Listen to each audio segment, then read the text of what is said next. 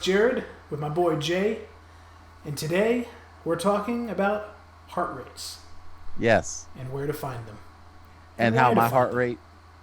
my heart rate was just brought to fever pitch because I thought that you didn't know how to get the stream started, and I was doing my little dance, and I was starting to talk a lot of trash, and then suddenly it's like, you're like, oh, we're streaming now, and Maybe just I was just totally trying just, to get extra views. I mean, Dancing Dog, Dancing Jay. I mean, What's the you difference, know, right? you Yeah, don't want this Batman shirt to come off. that's true. We don't. Or the Superman shirt.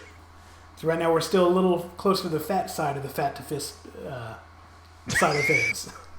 Fat to Fist, the Taekwondo podcast. That's right. That's what we're doing here. Nah, but today we're talking about one of the key things you need to understand when you're working out, and that's your heart rate. If you're just sitting there running on a treadmill and you don't know if it's working for you, you don't know when to speed up or slow down, well, I hope you can't hear my dog. She's saying hello. Talking about her heart rate. Uh, but yeah, heart rates, they're important. Yeah, heart So, rate is probably the most. I struggle with saying the most important marker of health in an active individual because your body fat percentage, your weight, your BMI, all these things have a place, but the heart rate is one thing that is a completely indelible marker of your cardiovascular progress. And one thing we'll get into today is measuring our heart rate, obviously, and how we've um, done that over the years. But for myself, just to give the viewers a peek behind the curtain, I have a heart condition. Jared, this is not news to what? you.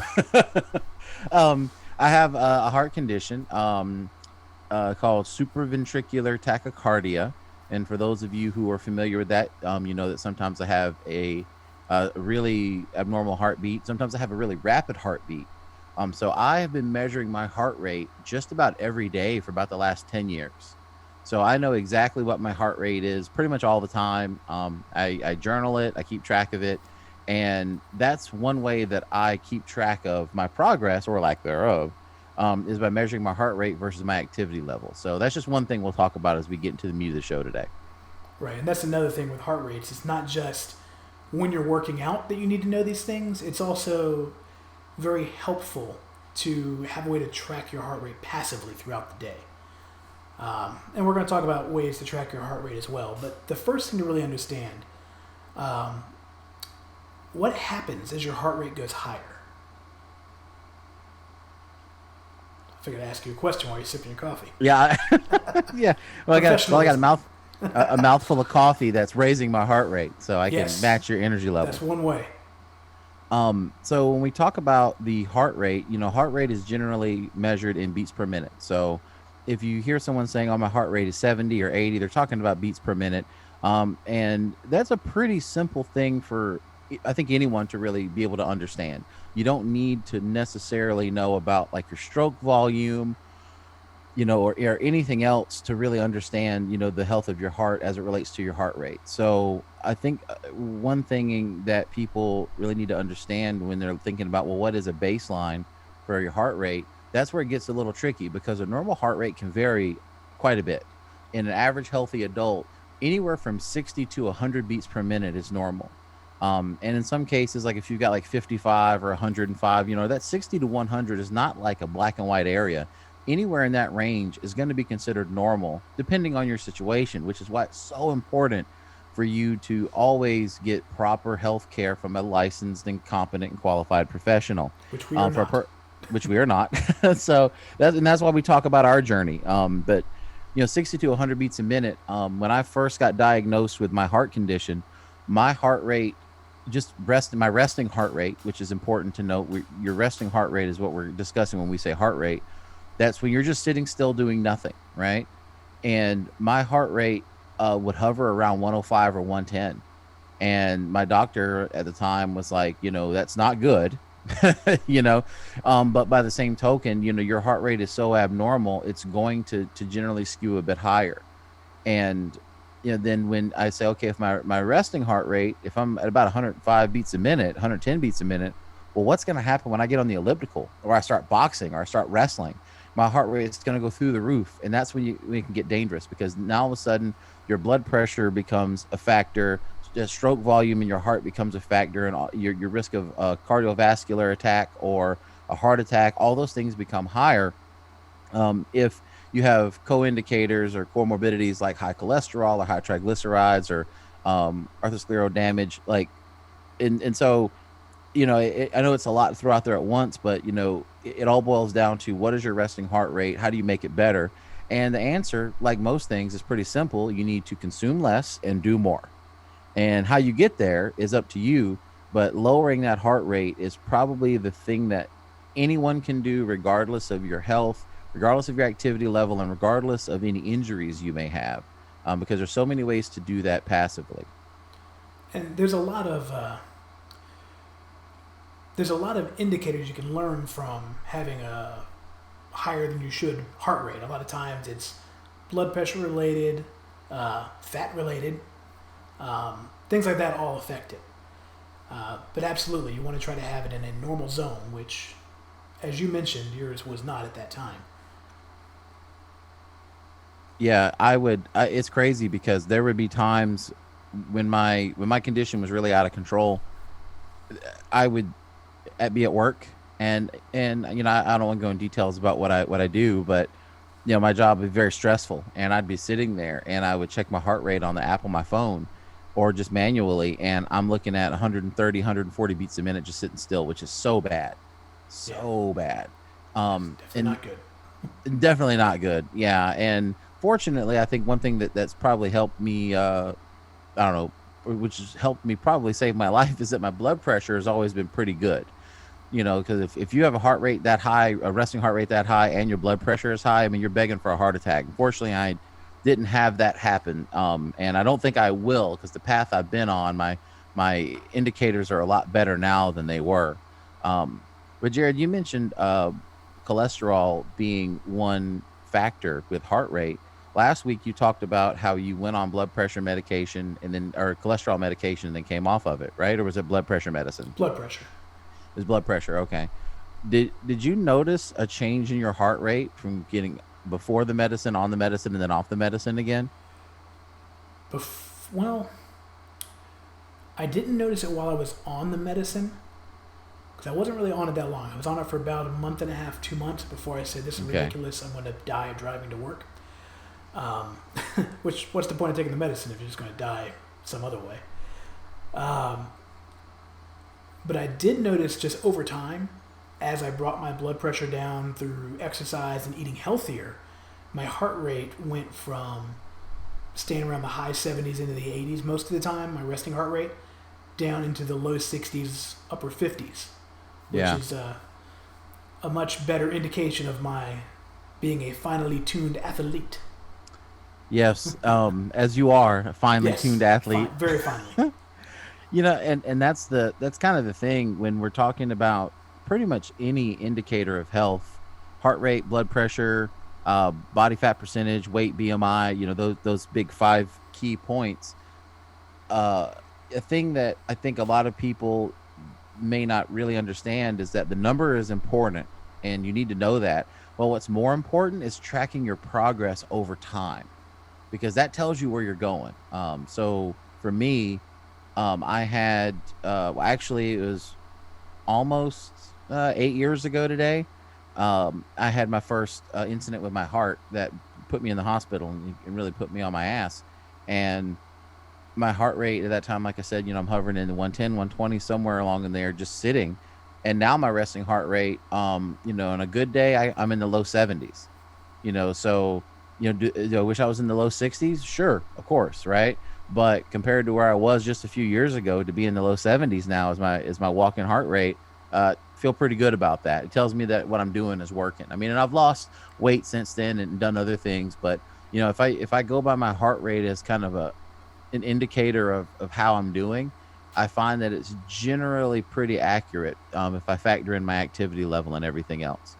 Yeah, I think journaling is something that we're going to discuss a lot on this show because to really understand your own health, you need to keep some kind of journal of your metrics. Find the ones that are important, the one you want to change, track those, and we'll give you some tips along the way because, we can't give it all to you today. We want you to tune back in, obviously. Yeah, like with my heart rate, I found which I don't have the Apple Watch like you do. I'm not that fancy. One day But you there's one day One day. for sure. But there's an app. I mean, there's several apps on your phone, iPhone or Android, where you can use the camera and the flash to measure your heart rate. What I use every morning, I got a little pulse oximeter from Walgreens. It was only $20. It's the same one they use at the doctor's office. It's just as reliable. And you also get your pulse ox level, which is important. And during COVID, at the height of things, that's what I was tracking to see if I had been infected or not because I couldn't get a test anywhere. So it looks like the journal of a madman, but I've got this giant piece of cardboard where every morning I'd write down the date, my temperature, my pulse ox, and my heart rate and keep track of it that way. But then I can look back and see, okay, well, I've got some abnormalities here. What was going on? I mean, I know it sounds crazy, but I've found that I have the greatest success in doing anything with my health or with my activity level is when I keep notes and I journal. That I go back and look at old workout logs. I go back and look at old nutrition plans, and that really helps me understand what worked and what didn't, instead of just trying to rely on my recall to say, well, did this work or did this not work? So I definitely encourage people to do that, even if you're just tracking, even if you just take your heart rate every day and just write that down somewhere or put it in your phone. That's a good thing to do because a year from now, you can look back and see, well, hey, how well did I spend this year? Did I get better or did I get worse? I think if you have an iPhone, the health app on there is very, very useful for journaling. Number one, it's private. All the information stored on the phone is coming from an IT cybersecurity analyst. That's one of the important things. It doesn't go to Apple or anywhere else. It stays on your phone, and then it transfers to the new phone if you get a new phone. But even if you don't have an Apple Watch, like your pulse oximeter, is that what you called it? Yes, that's what it's called. The pulse oximeter. You can still manually add heart rates and things like that. And for the longest time, so I got that fancy scale for $20. It can sync with Bluetooth. I would have to do my weights and stuff manually. You can do the same with your heart rate. So you don't need fancy equipment to track this stuff. If you're just starting out, get something simple. I don't know if the camera can focus on this now, but mine, I'm in the 80s right now, and your heart's it's the coffee. Yeah. So we're being silly, but like I'm at like 88, 89 right now. Well, my normal rate, like I said, is in the mid 70s. Well, now I'm drinking some coffee, so I'm slightly elevated. And for years of tracking myself like that, I know that that's how I react to a certain amount of stimulant, whether it's caffeine or guarana or Adderall or whatever. I know what to expect because I take the time to track myself with that, instead of just leaving it up to the wind and not knowing what to expect. Now, since we've brought up, gadgets for tracking your heart rate, a couple things to know. There are two main ways that I've seen for consumer grade heart rate tracking. So the Apple Watch uses an optical sensor, which, if you can see on here, let's see. I'll just fire up the app real quick so you see what happens. So it uses an optical sensor to measure my heart rate. That basically looks at the blood going through the veins and gets an adequate number from that. However, there is the argument going on that it's not quite as accurate as an electronic heart rate monitor, which is what I wear for DDP yoga. So this guy, it's a chest strap model, Polar, $50 on Amazon. And basically there are electrodes here that attach to my chest. And while I'm doing a workout, I can get a much more accurate reading of my heart rate. Now, what does the pulse oximeter use? Is it optical or is it the electrode? Yeah, it's an optical deal. So it works on the same, well, I should say the apps for your phone work on the same premise as the pulse oximeter because it shines the light against your finger And that combined with the magic of how these devices work, which is beyond me, is able to sense, how the blood is passing through. And I mean, as far as measuring the heart rate, it's it's slightly less accurate. If I remember reading this, I want to say that like the fingertip measurement is like slightly less accurate than the chest strap, but both of those are more accurate than like the generation 1 Apple Watch. Now the generation like 2 and 3 Apple Watches are better. Yeah. So, but even so, like, I would encourage people, if you're thinking about getting into using some sort of technology to measure things, try not to get lost in the what's most accurate, what's less accurate, whatever, because one thing that gets overlooked when we're talking about our bodies is that, one, everybody's body is different. Everybody's body composition is different, and most importantly, your body composition changes on a regular basis. So if you just measure yourself any time of day, having eaten, having not eaten, having had a bunch of fluids, having not had a bunch of fluids, etc. And even if you had a bowel movement or not, like, if you're not trying to make things measure consistently in the same circumstances as possible, then the accuracy of the device is irrelevant. Right. Like the best example that there's is out there is like, you should weigh yourself first thing in the morning, before you have anything to drink, after you go to the bathroom, before you have anything to eat. Get on the scale and measure yourself, because that's the close to your true body weight as you're going to get. If you wait until you have breakfast and then try to get, oh, how much did I eat? What's the weight of my food? How many ounces of liquid did I have? Then you're making something that's already probably not very accurate, even less accurate. And the Right. same goes with your heart rate. If you're going to measure your heart rate, unless you have a passive device like the Apple Watch, measure your heart rate the same time every day in the same circumstances. And like for me, I measure first thing in the morning when I wake up, and then I measure once or twice during the day while I'm working, just to see where it is. And that tells me how I'm doing. And again, something as simple as drinking that cup of coffee can affect that. So you want And to it do does. it. And it You want tastes to do so it when you good don't. while it makes my heart beat faster. Yes. Yes. So very important to do it the same time and before taking anything that could stimulate, or even just walking the dog. Just going out walking the dog, you're gonna raise your heart rate. Um, but the And real quick, so you mentioned walking the dog. For people who don't have heart issues like myself, um, a lot of times you may have underlying cardiovascular issues that you don't know about, right? Because I got a little winded walking the dog. Well, that's because we're walking uphill, right? Or I took the trash out and I was wheezing a little bit. No big deal. People have anything other than, well, that's how I felt. It's no big deal. Start measuring things, and you can see, what, my heart's working a little too hard to do the to do the sedentary lifestyle that I have. And that's how people with congestive heart failure, emphysema, they're always dealing with an elevated heart rate because their oxygen saturation is just so low. Like their hearts and lungs are working so hard, and they're not efficient. So I don't want to sound doom and gloom, but little things like measuring your heart rate and stuff, and just keeping a journal of what you do and how you feel when you do it could save your life, because you may notice a pattern when it's on paper that you didn't pay attention to in your memory. true, true. And again, one of the things that my goal with this podcast to do is make fitness affordable for everyone. And you may not be able to go out and get any kind of heart rate monitoring device. But keep in mind, you can measure your own pulse. Mm-hmm. Find a good spot. There's plenty of techniques if you Google for ways to count, so you don't have to sit there for a full minute if you don't want to. Uh, but just knowing where to find your pulse and measure it, that can right there help you Yeah. find your heart rate in the morning. Yeah, that's a So, that's a good place to start. Just simply just taking your pulse. One thing that I would caution everyone is, you should never use your thumb.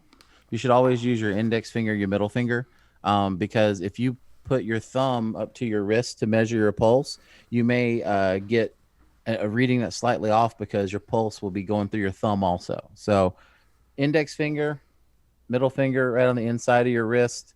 You can feel your pulse going there. For people that have necks, unlike me, you can feel it's in on the there side of your somewhere. neck. It's in there Yeah, somewhere. I've just got like a little swivel. That's all my head sits on. So trying to get my neck pulse is impossible. But yeah, you're exactly right, Jared. You don't have to make an investment to start. Although if you can, I mean, it's not, nowadays it's becoming more mainstream, but really what's more important than investing in your health? There's only True. one of you, you know? No backup copies. Not yet anyway. I mean, maybe around 2253, somewhere out in Yeah. Federation space. There may be Somewhere. copies of us. Now, the other important thing, once you know how to find and measure your heart rate on a regular basis, you want to know how it works into, well, your workouts. So one of the fantastic tricks I learned through DDP yoga, if you want to figure out where your best uh, heart rate zones are, for the most part, you've got a cardiovascular zone, you've got a fat loss zone, and you've got kind of a warm up zone. If you take 180, subtract your age, which for me is now 40, so it's a nice round number. I know I'm old. Um, that right there, that is the top of your fat burn zone. Subtract 20 from that, that's the bottom. So if your goal is to burn fat, you want to get between those two numbers. So again, for me, it's nice and easy, 120, 140. Now, if you're a more finely tuned athlete and you do want to look at the cardio side, then you're going to want to push up a little bit higher. So for me, it would be 140 to 160, basically another 20 increment there. But that's one of the tips that I like to tell my DDP yoga classes before we start, so they know what to watch for during their workouts. Yeah, and if you're trying to really maximize your minutes, which I mean, that's the goal, right? Um, is paying attention to the heart rate. It was something I never did when I was younger, because when you're younger, like we're young and invincible. Yeah, Like I thought cardio, I'll walk on the treadmill for 5 minutes and call it a day. That's all the cardio I did for like a month, right? But you get a little bit older, and you start to realize that this heart rate jujitsu is really important, because if your goal is to burn fat, you got to stay in that fat burning zone, because the systems that your body uses to give you energy to do that change in that lower or that higher rate. Now if you're like me, when I was wrestling full time, I obviously wanted to burn fat, and obviously moving, you're going to burn fat no matter what. But I was like, I got to stay in this cardio zone. So I'm pushing myself to keep my heart rate like 150, 160, and, for as long as possible to build this cardiovascular system of mine. And of course, you're going to burn fat along the way, but you're going to burn less fat there than you would in the fat burning zone. And then in the warm up zone, as you mentioned, you're going to burn a little bit of fat, but not as much as you would if you push yourself a little bit harder. And some people may find it difficult to get in those zones. And I do actually now with my heart condition is very well managed now, but there are still times when it's just a little sluggish, or if I'm having an irregular beat, it's not good for me to go do cardio and really push myself, so I can't. So I run into that, and if you have a situation like that, I mean, obviously you should go consult your doctor and follow what they say. But regardless of what you're able to do, make sure you're aware of what your heart rate is while you're exercising, and try to use it to your advantage, because raising your heart rate doesn't just mean doing cardio. There's also calisthenics, obviously yoga, DDP yoga, weightlifting, sports. All those things are forms of exercise that raise your heart rate, and all of those have a caloric expenditure. So no matter what your goal is, you can keep track of things outside of just, well, I'm on the treadmill. There's just so much more than that. yeah. And if you are on the treadmill at one of the major gyms, pretty much all of them now have a way to just throw your hands at a spot and get a decent reading of your heart rate. So I do recommend using those if you don't have any other way to measure. Half the time they work, so keep that in mind.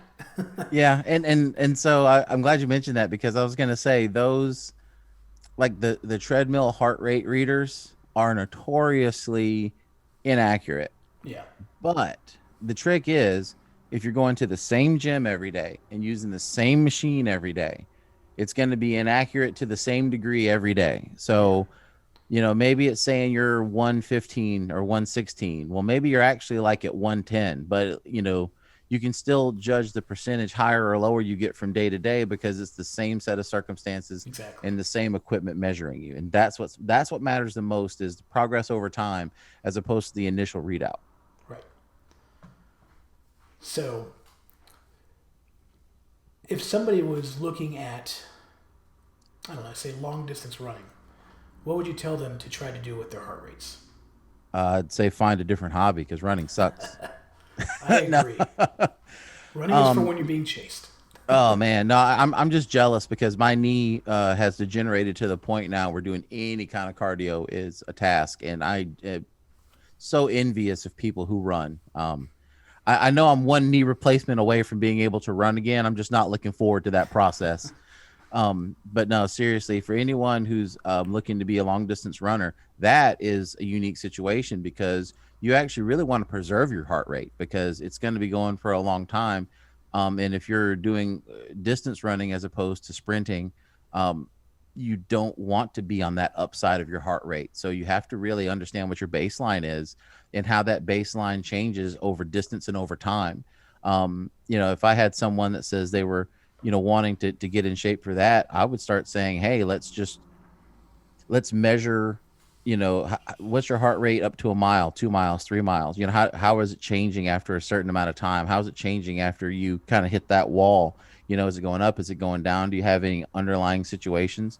Of course, then when you're talking about running, you also got to think about the grade you're on. So if there's an incline, decline, or if we're doing running on a track versus running outside or running the street, there's a lot of things to consider because going uphill or downhill, you run, especially going uphill, you're going to raise your heart rate a lot because it's going to be more difficult. So that's something to consider as well, is the type of terrain you're going to be on.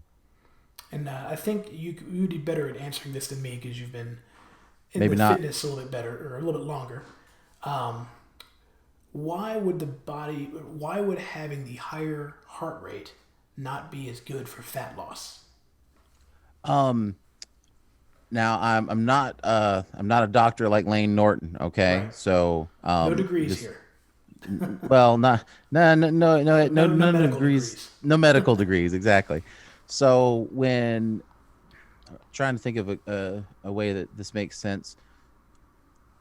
So when your body is when you're in that high end of what your heart is capable of doing, your body is less efficient at burning stored fat. And also when you're at that maximal range of your heart rate, what happens is you don't have the ability to maintain that. So it's not so if you're if your heart rate is the 160 or 170, there's two things. One, you're not going to be able to maintain that just from a cardiovascular standpoint. You're going to get tired faster because your body's ability to break down tissue for energy as quickly is it's going to deplete fast, right? So you're going to get tired. But also, if you force yourself to continue going at that higher heart rate, you run the risk of having a cardiovascular situation because you're placing a lot of stress on your heart. So that's why, like stimulants like cocaine or something like that, that's why they give people heart attacks because the heart goes into that maximal zone, and there's no way to come down from it necessarily. That's safe, and that's why if you're sprinting or you're wrestling or boxing even, you have that round or you have your laps to do or whatever, and then you can breathe again. You can calm down, come back up. And so it becomes an endurance test in stages as opposed to an endurance test in one stage, like running a marathon would be, for instance, where you're going to be going at a basically a pace that may adjust, but it's going to be a sub maximal pace for a long period of time. And in that submaximal level, your body has the ability to burn more fat because there's less of an impetus on your body to fuel it as quickly as possible and as fast as possible. As inefficient as that may be, your body's able to break down the stored fat and do that. And that's a very simple explanation. I'm missing a lot of parts, but that's basically how that works. Now, for those listening who want to talk about HIT, so high intensity interval training, right? There's a lot of science that shows that high intensity interval training, like sprint for a minute, walk for a minute, sprint for a minute, walk for a minute, has the ability to both burn fat and increase your cardiovascular output. Now, I can speak from experience.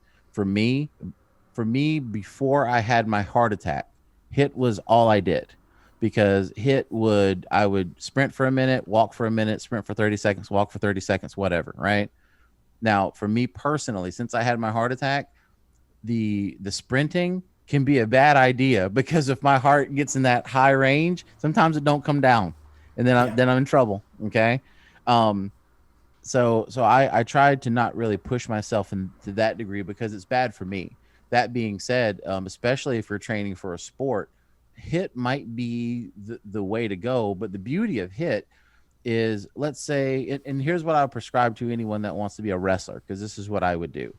If you're going to be a wrestler, you're trying to lose body fat, but you're also trying to improve your cardiovascular output. Well, then you kind of got to serve both masters. And what I would typically do is, at least 2 or 3 days a week, I would have a long, steady state cardio session, 30, 60, 90 minutes, 30 minutes on the very low end, maybe up to 60 or 90 minutes, 2, 3 times a week, every week, as a way just to burn fat and to burn calories. And then on top of that, 2 or 3 times a week, I'd be doing a hit session, whether that's on the elliptical or the Stairmaster or whatever, where I would, do 10, 15 minutes of hit, as a way to really focus on getting my heart rate up and down. Because I don't know the science behind it, but being able to train your heart to come up and down, lowers your resting heart rate overall. And I'm sure it has to do with like your blood pressure and and different things. But I know that's been beneficial to me over the years as well. Is being able to incorporate hit and steady state cardio. So there's room for both. I'm talking too much. But it was good information. I get excited. I get excited talking about cardio, because like I tell people, like when I was wrestling, like my wrestling weight varied a lot, but when I was like maybe, at one point I was like 400 pounds, and I was wrestling way back, probably before you even knew me. I was huge, like I was ungodly huge, but my wind was insane. Like I could wrestle 30, 60 minutes, no problem. Like I never had an issue. And then as I lost weight, like the lowest I ever got was around like 225 or 230. My wind was I could wrestle for hours. I could do anything, and I've always been blessed with a really healthy system, other than my heart abnormality. So I just love doing cardio. I love moving. Unfortunately, there's no cartilage left in my left knee. So my ability to do it well and pain-free is what the problem is with me these days. So no stationary bike desk thing that I've been seeing for you, huh? Oh, brother, I would love one of those, but you're right. Like another problem I have, you guys can't see me in my palatial estate, but my hip width is huge. So any bike I get on, I have to like turn my legs in like this to reach the pedals. So if I get on any bike, I've got 5, maybe 6 minutes before my hips are burning, because I'm turning myself pigeon-toed to fit onto it. Same thing with the elliptical machines. Like on the elliptical at the gym, my feet are like on the pads are like hanging halfway off, because that's how wide my gait is. And if you force yourself into a narrow gait, you cause injury. Yeah. And I learned that the hard way, because I was forcing myself on the elliptical that I really liked, that had a really narrow stance, and my hips were killing me. And my chiropractor, when I went to see him, he was like, "What the fuck are you?" Well, I guess can we cuss on here? Sorry. You said duck. That's what yeah. said, duck. He was like, "Dude, what the duck are you doing?" And I'm like, I'm using the elliptical, and he goes to the same gym as me, and he's like, "Well, which one?" And I told him. He's like, "Dude, you're too big for that. You can't fit on that thing. You got get on a machine that you can fit on, because if you force yourself into a smaller machine, you're hurting yourself." So that's what I've dealt with my whole life, is being too big to fit on anything, basically. But that doesn't mean that I can't make it work. But you're right. No under the desk bike for me. That won't be happening. I do think I saw a standing desk treadmill. Maybe I'll send that link over to you if I can find it again. So at my place of work, we employ a large number of people who are basically chained to their desks for hours at a time. And we invested in a couple of those treadmills a few years ago, and nice. They are great. They were warmly received, and just giving people the option of moving more. For those of you who are office drones like we are, you have to get up and move. Yeah, you have to, and especially with so many of us. Well, like me and you last year, man. We're working at home full time. It's like you got to get up and do stuff. And for us, like we're going to get them to do DDP yoga. But For people that don't have or can't do, well, I guess everyone can do DDP yoga, but for people that don't have that, like at the very least, get up and walk around the house. Go up and down the stairs a few times. Go walk outside. You've got to get up and move around, man. Yeah, I think it's important too just to start your day with some movement. That's one of the reasons I moved my DDP yoga workouts to the mornings, along with DDP in my headphones, waking me up before I even get coffee. Dude, I don't know how you do it, man. I saw you tweeted that or Facebooked it earlier today, where you're like, I'm doing my DDP yoga before I start my work day, and I'm like, good God, I don't know how you do it. I don't know. Well, it's one of those things. It was too easy to have excuses not to do it in the afternoon. And if I get up, if I set my alarm that extra hour, I'm up. I can either lay in bed and feel bad about it, or get some movement in, get that heartbeat going first thing in the morning. So I decided to go that route. And if you're following me on Twitter, which why aren't you? If you're following me on Twitter, I'm doing a hashtag 5 days of fitness, trying to get that going. So feel free to join in. What's 5 days of fitness? Monday through Friday, every morning, 30 to 45 minutes of some kind of workout. And tomorrow, which will be Thursday the 15th of April, 2021, for those listening in the far future, when we're clones, I'm going to try a little something special. So I'm going to put a picture on the Instagram and Twitter tomorrow to show the cardio I'm doing. I've tried many times in my life to be the early morning workout guy, and every time I have failed. And now in my old decrepit state, like I can barely walk when I wake up. I can't bend my left knee much, and I can't bend my left ankle at all. So I basically limp to get dressed, and then I limp down the stairs, and well, now I'm back in my office. So then I drive to my office, and then I limp in the door, and usually by then I'm warmed up. So if I woke up and tried to work out for 30 to 45 minutes, I would be taking my life in my hands. Like there's no way I could do it. There's no way. Well, it's nice to do it at home.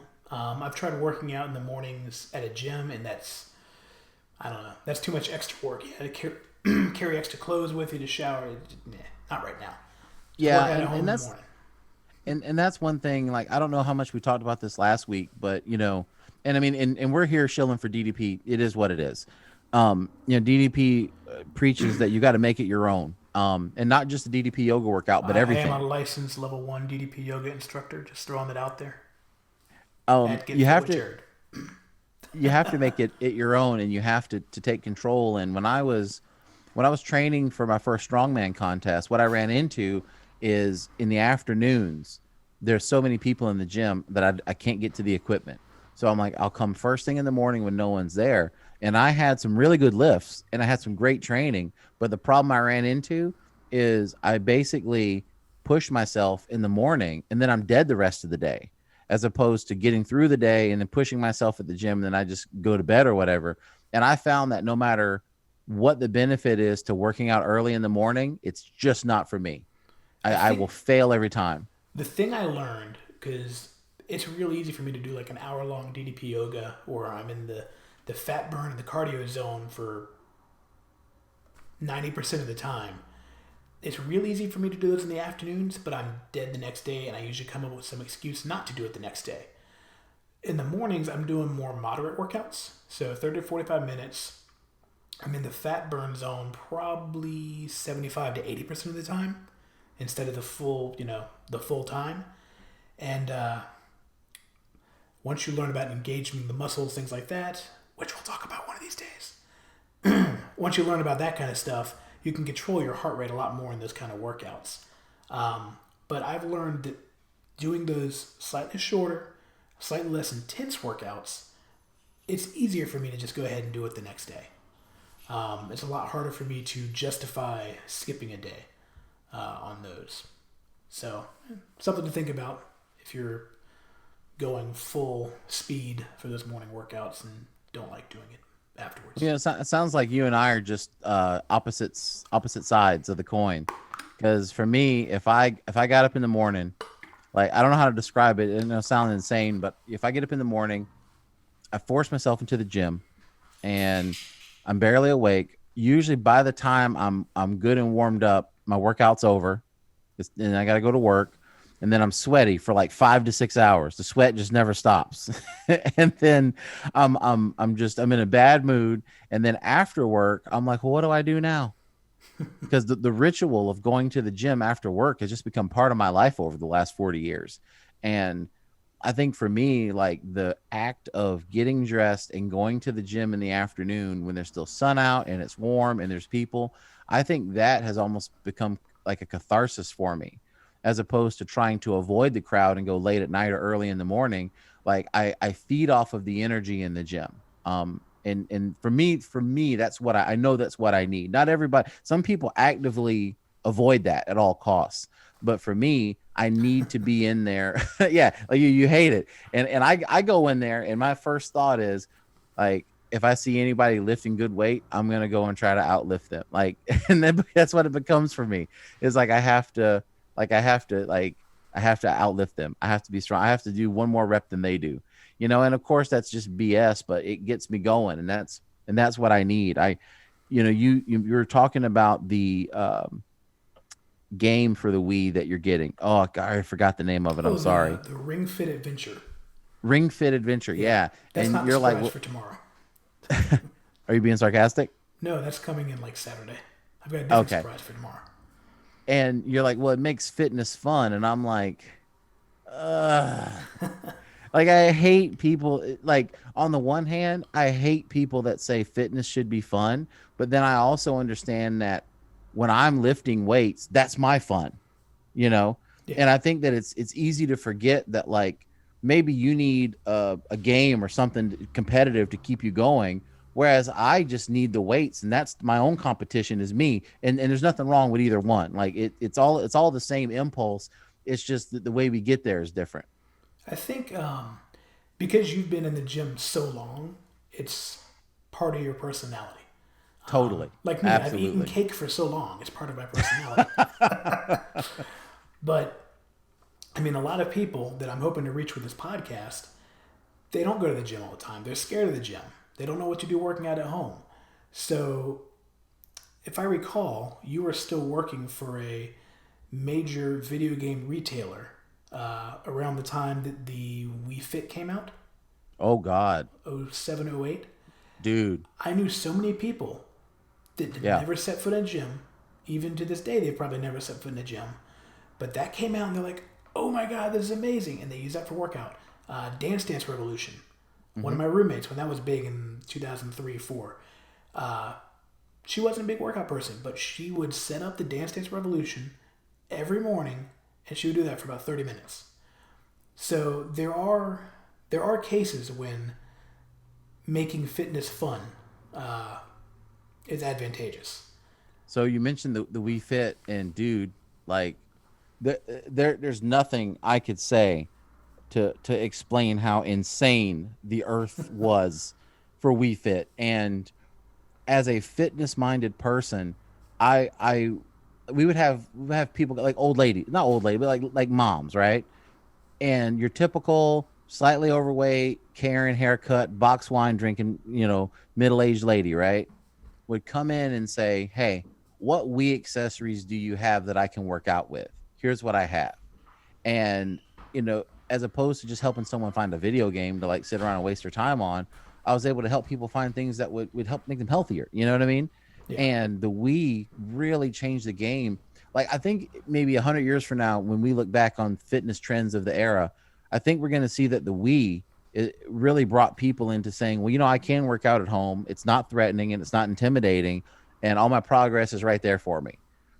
I mean, and think about how that's become common now, but Nintendo did that with the Wii over a decade ago, 15 years ago, you Yeah. know, Yeah, and just how many, the pack-in game, just the bowling. Think yeah, how high your heart rate got during that yeah, game. and exactly, yeah. And like I always kid about people needing fitness to be fun to do it, but by the same token, what if you're miserable, you're not going to do something. If you're unhappy, you're not going to stick to it, which is why diets don't work.